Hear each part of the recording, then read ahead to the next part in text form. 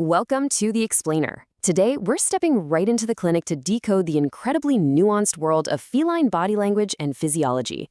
Look, if you've ever stared at your cat and just thought, what on earth is going on in that little head of yours? Trust me, you are definitely not alone. Actually, as a veterinarian, it's literally one of the most common things I discuss with pet parents every single day. So let's just dive right into it.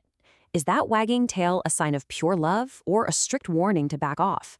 Because unlike dogs, a cat's wagging tail can mean literally anything from intense affection to high aggression.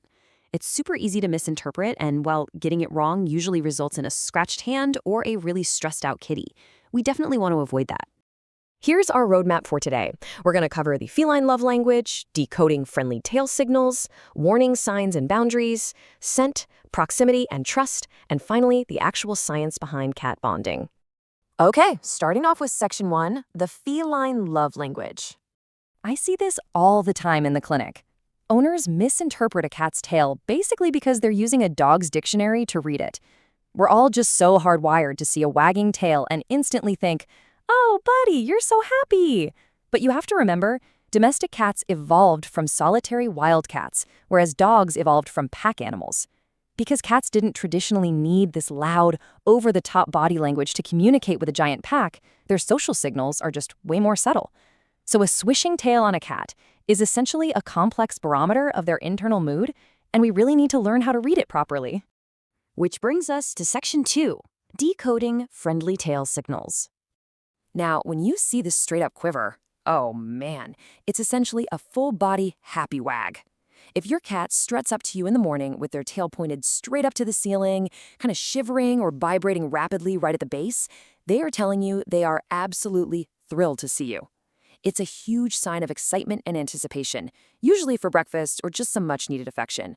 Honestly, in the feline world, this is the ultimate compliment. Beyond the quiver, you really want to look out for gentle curves and wraps. For instance, a tail that looks like a little question mark, that means your cat is feeling playful and totally open to interaction. And oh, the gentle wrap. You know when they snake their tail around your calf while you're making coffee? That acts as a major social gesture of friendship. It's basically a giant green light for interaction. Even just a neutral tail, held straight out but slightly relaxed, shows you've got a cat that's completely content in their environment. Moving right along to section 3, warning signs and boundaries. Now, knowing when to give your cat some space is just as absolutely crucial as recognizing their affection. Take the puffball or the bottle brush tail. This is a very clear defensive posture. It means the cat is highly stressed, scared, or even aggressive, and they need immediate space, period. By puffing up the fur on their tail and body, which is a physiological response we call piloerection, they're literally trying to make themselves look larger to intimidate whatever is stressing them out. So if you see this, just back away and let them decompress. But here's the thing. Warning signs aren't always as explosive as the puffball. Say your cat swishes their tail quickly and vigorously while you're petting them. That's not a joy wag. Actually, scratch that. It's a strict command to stop. They're overstimulated. A low twitch might just mean they're locked in on a bug, but in a social setting, it means conflict. A tucked tail? That's fear. They're trying to make themselves invisible. And from a clinical standpoint, if an owner tells me their normally active cat is keeping their tail still and low for long stretches, that's a massive diagnostic clue. Cats are absolute masters at hiding illness, and a limp, inactive tail can be a super subtle indicator of physical pain, like arthritis. All right, let's look at section 4, scent, proximity, and trust. Because a cat's tail is really only one piece of the puzzle, we have to look at what I like to call their environmental love languages. This quote here from veterinary behaviorist Dr. Carlos Siracusa really hits the nail on the head. It perfectly captures why just choosing to sleep in your lap, or even just hanging out in the same room, is one of the most profound displays of feline affection. Since their ancestors were solitary, voluntarily sharing physical space is a huge deal. If your cat chooses to sit on the couch 3 feet away from you while you read, they are actively showing you love by granting you proximity. We can decode this trust even further through their specific actions.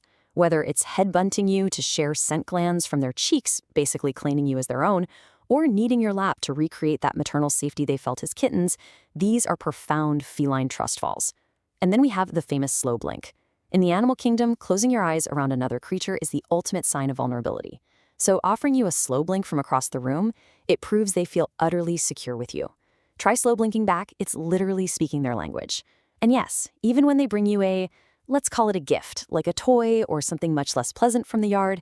It's a social gesture saying, hey, you're family, and I want to provide for you. Let's bring it all together in Section 5, the science of cat bonding. To prove these interactions go way beyond simple behavior, let's look at some hard data from a 2022 study. For the longest time, we knew cats showed affection, obviously, but measuring it non-invasively, that was really tricky. But this groundbreaking study proved that positive social interactions with owners directly alter a cat's physiological state. We have actual clinical evidence that when you engage in your cat's love language, reading their tail signs, granting them proximity, giving gentle pets, you are physically changing their internal endocrine system. How cool is that? So 257.26. This specific number represents the mean urinary oxytocin concentration found in domestic household cats during this study. Now, oxytocin is the famous love hormone or bonding hormone. It's the exact same chemical that spikes in human mothers when they bond with their newborns. Finding these elevated levels in domestic cats definitively proves, without a doubt, that they experience a real, measurable chemical surge of love and attachment when they're living harmoniously with us. The data undeniably proves that simple auditory and tactile signals measurably boost their bonding hormones. Researchers found that frequent talking and frequent petting led to a massive, significant increase in feline oxytocin. Interestingly, though, it didn't necessarily lower their cortisol, which is the stress hormone, but it actively boosted the positive love hormone. What does this mean for you? It means your daily interactions, saying good morning, offering a gentle chin scratch when you spot that straight-up quiver tail, or returning a slow blink, are medically measurable acts of love that directly improve your cat's health. As we wrap up this explainer, I want to challenge you to look at your feline companion through this brand new clinical lens. The next time they wander into the room, check the height and the movement of that tail. Is it a question mark? A gentle quiver? Maybe a low swish?